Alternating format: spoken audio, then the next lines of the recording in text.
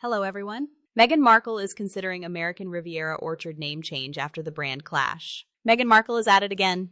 After numerous ventures and public appearances meant to establish her as a serious player in the realms of culture, social justice, and now business, it seems the Duchess of Sussex is finding that the world of trademarks and intellectual property is not as forgiving or accommodating as her Hollywood and royal backgrounds might have led her to believe. Her latest attempt to stamp her name quite literally on a brand appears to have been thwarted at the first hurdle, as the U.S. Patent and Trademark Office flatly rejected her bid to trademark American Riviera Orchard, ARO. For anyone familiar with Meghan's well-publicized plans to build an empire based on her and Harry's high-profile names, this latest setback might seem like a classic case of ambition outstripping expertise. The name American Riviera Orchard was intended to be the flagship moniker for Meghan's new lifestyle brand, a curious mixture of luxury goods that included everything from jam to rose wine. The idea, it appears, was to capitalize on the association of Santa Barbara, California, nicknamed the American Riviera, with high-end, sun-soaked elegance. Yet, Meghan seems to have overlooked a basic legal fact: terms that are primarily geographically descriptive are often ineligible for trademark protection. The rejection from the Patent and Trademark Office has left Meghan's team scrambling for alternatives, much like Kim Kardashian had to do when her ill-fated attempt to trademark kimono was met with public backlash. The Duchess, it appears, has learned the hard way that navigating the complex waters of intellectual property law requires more than just a famous name and a lofty vision. This isn't the first time Meghan and Harry have dabbled in business with the expectation that their celebrity status would open doors and clear paths. Since their departure from royal duties, they have pursued various ventures, from producing content for Netflix and Spotify to launching a podcast, app projects that have been met with mixed reviews and modest success at best. Their latest foray into branding appears to be another attempt to capitalize on their status as the rebellious, outspoken members of the royal family, leveraging their titles and public personas to carve out a profitable niche in the marketplace.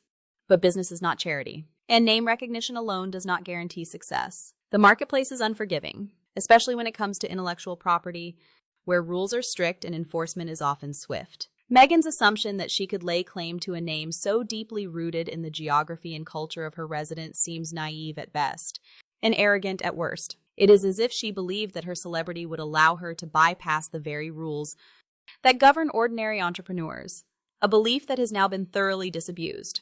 Meghan's failed trademark attempt is just the latest in a series of questionable decisions that raise serious doubts about her business acumen. For someone who has spent years in the public eye, first as an actress and then as a member of the British royal family, Meghan seems remarkably out of touch with the realities of branding and business strategy. Her decision to jump into the lifestyle market, a notoriously crowded and competitive space dominated by well-established players, without fully understanding the nuances of trademark law or consumer expectations, seems reckless.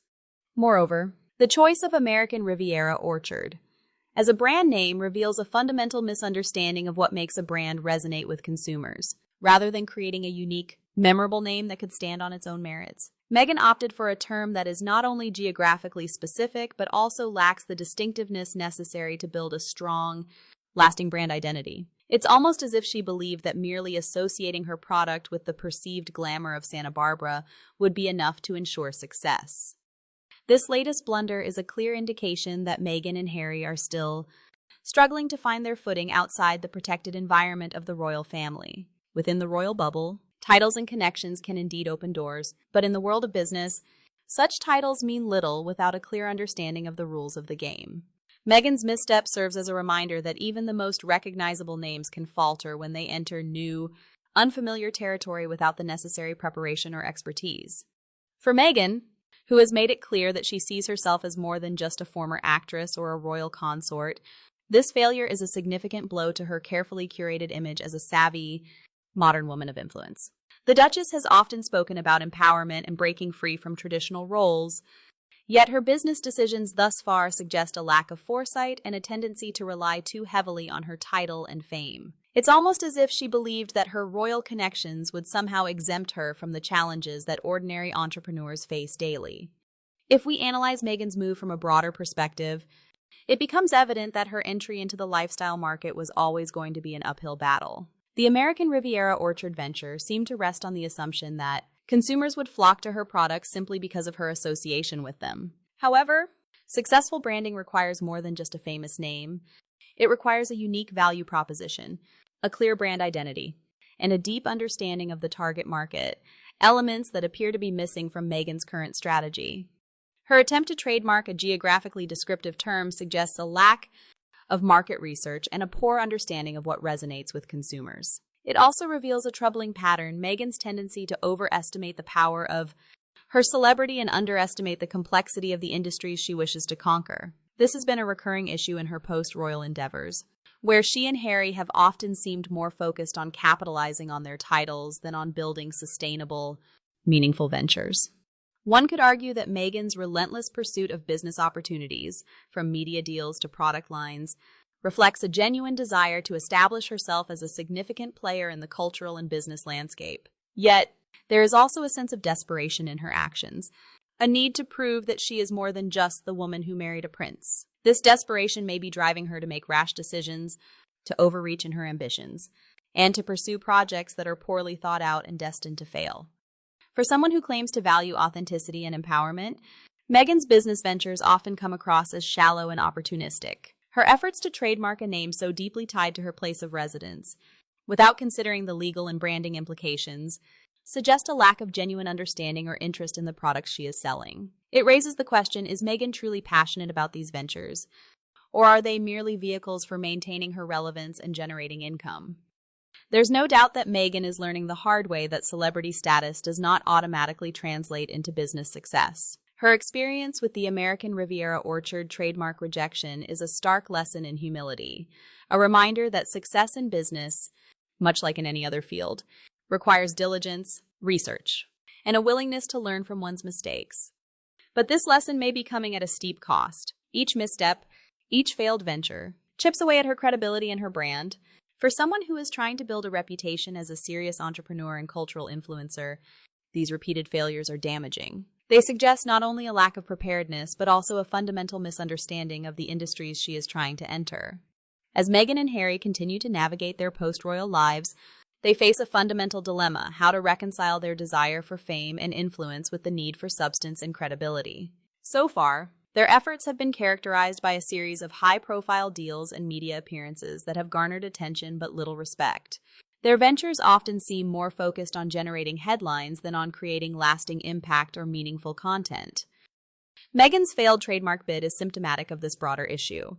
It reflects a tendency to prioritize quick wins over long-term strategy, and to rely on celebrity rather than on genuine expertise or innovation. If they are serious about building a sustainable brand, Meghan and Harry will need to rethink their approach, to focus less on their titles and more on the value they are actually bringing to the table. The question now is whether Meghan can learn from this experience and pivot her strategy accordingly. If she is truly committed to establishing herself as a credible businesswoman, she will need to do more than just change the name of her brand. She will need to demonstrate a deeper understanding of the market, a willingness to listen to experts, and an ability to adapt to challenges. This means moving beyond the surface-level glitz of celebrity branding and focusing on creating products and content that genuinely resonate with consumers. It means recognizing that being a duchess is not enough to guarantee success, and that the rules of business are not as malleable as the rules of celebrity culture. In the end, Meghan's failed attempt to trademark American Riviera Orchard is more than just a legal setback. It's a wake-up call. It's a reminder that in the world of business, as in life, titles and status can only get you so far. What matters more is a willingness to do the hard work, to understand the landscape, and to build something that stands on its own merits. For Meghan, this could be an opportunity to reassess her approach, to move away from the superficial trappings of celebrity and toward something more meaningful and sustainable. But if she continues down her current path, relying on her name and status rather than substance, she may find that.